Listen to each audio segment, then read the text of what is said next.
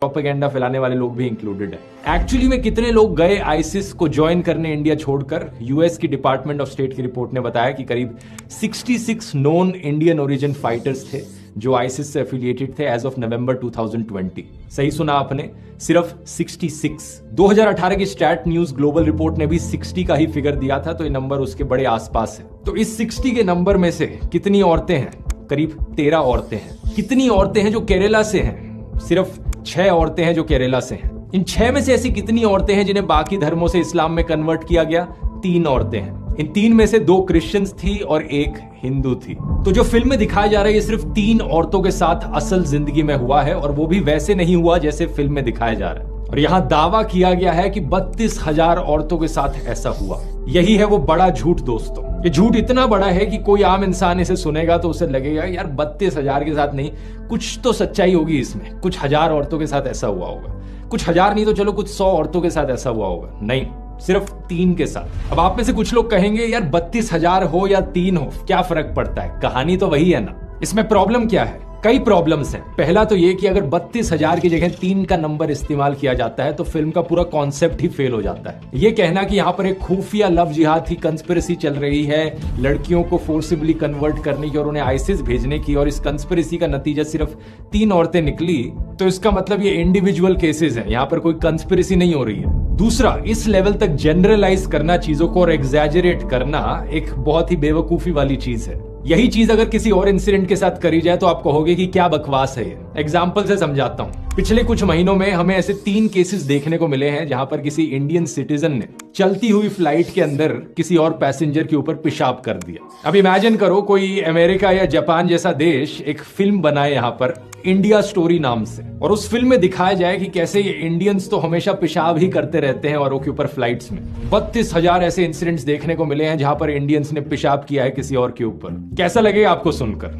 आप कहोगे कि क्या बकवास चल रही है, देश को बदनाम करने की कोशिश करी जा रही है। लेकिन अगर दूसरी तरफ फिल्म बनाने वाला कहे कि यार 32,000 चलो एग्जैजरेटेड नंबर था, लेकिन 3 के साथ असली में ऐसा हुआ है, इसलिए फिल्म बनाना जस्टिफाइड है यहाँ पर, क्या होगा आपका रिस्पॉन्स ऐसे केस में?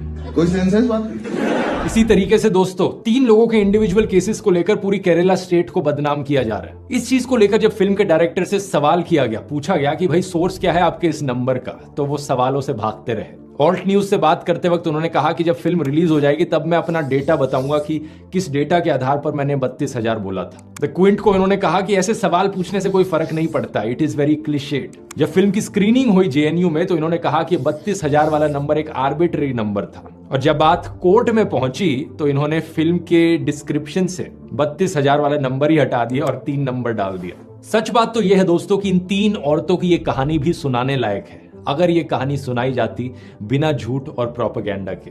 एक एक इंसान जिसे ब्रेन वॉश किया जाता है और रिक्रूट किया जाता है आईसिस में, वो एक पोटेंशियल थ्रेट है। लेकिन ये प्रॉब्लम कितनी बड़ी है इंडिया में एक्चुअली में, इसे आप बिल्कुल नहीं। दूसरी साइटेशन देखते हैं, former chief minister VS Achuthanandan का इंटरव्यू। ये केरला के चीफ मिनिस्टर रहे थे 2006 से लेकर 2011 के बीच में। जो वीडियो फैलाया जा रहा है उनका पुराने वाला, इसे सनशाइन पिक्चर्स ने अपलोड किया था, सेम कंपनी जिसने फिल्म बनाई है। सबसे पहली चीज तो इन्होंने इंग्लिश सबटाइटल्स के साथ छेड़छाड़ करी। जो शब्द उनके द्वारा बोले जा रहे हैं और जो सबटाइटल्स यहाँ लिखे जा रहे हैं वो सही नहीं है। दूसरी चीज, यहाँ पर वीएस अच्युतानंदन एक्चुअली में पीएफआई को स्ट्रांगली क्रिटिसाइज कर रहे थे, ये कहते हुए कि वो और धर्मों के यूथ को इन्फ्लुएंस करने की कोशिश कर रहे हैं, जबरदस्ती पैसे देकर उनकी मुसलमान औरतों से शादी कराकर। यहाँ पर भी आईसिस का कोई मेंशन नहीं है। दूसरी चीज, स्टेटमेंट को दिए हुए 13 साल हो चुके हैं। केरला आज भी उतना ही सेफ सेक्युलर स्टेट है जितना 13 साल पहले था। अब अगले आर्टिकल को देखते हैं, जून 2021 का आर्टिकल। यह आर्टिकल बात करता है 4 केरला की औरतों के बारे में जो अपने हस्बैंड्स के साथ अफगानिस्तान गई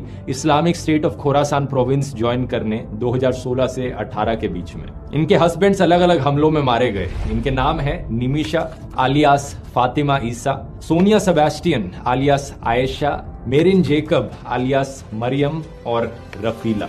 अगर हम एनआईए की 2016 की लिस्ट देखें of 20 most wanted Indians in Islamic states, तो इन 4 औरतों के नाम यहां भी दिखते हैं। इनके अलावा 2 और औरतें हैं, अजमाला और शमासिया। इन दोनों के हस्बैंड्स कजन्स थे और इन 6 औरतों के हस्बैंड्स यहां आप फोटो में देख सकते हैं। इन 6 औरतों में से 3 ऑलरेडी मुस्लिम थी, 2 ने कन्वर्ट किया क्रिश्चियनिटी से इस्लाम में और 1 ने कन्वर्ट किया हिंदुइज्म से इस्लाम में। तो सिर्फ एक ही औरत यहाँ पर ओरिजिनली हिंदू थी, जिसका नाम था निमिषा नायर। क्या निमिषा नायर को यहाँ पर एक मुसलमान आदमी ने लव जिहाद के शिकार में फंसा दिया?